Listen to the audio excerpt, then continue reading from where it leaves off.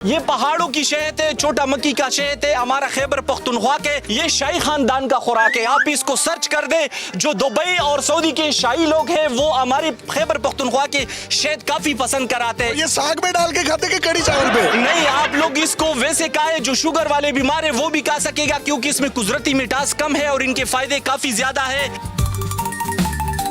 इनके बाद मैं आपको दिखा सकता हूँ एक जार बोतल जिसके अंदर जाफरान, जिसके अंदर चनगोजा, बादाम, अखरोट गिरी, पंपिंग सीट, ये सारे इसके अंदर अवेलेबल है। फिर एक कावा आप लोगों को दिखाता हूँ जो वेट कम करने के लिए काफी फायदेमंद किस्म का कावा है। आप वजन कम कराना चाहते हो तो आप ये इस्तेमाल करें, आपका शुगर लेवल ठीक हो तो आप ये इस्तेमाल करें, और आपका खून, इसमें तो गुलाब की पत्तियां, इसमें गुलाब की पत्ती है, इसमें मुख्तलिफ किस्म की फ्लावर मिला हुआ है, जिससे पहले आप फ्लावर नहीं फ्लावर।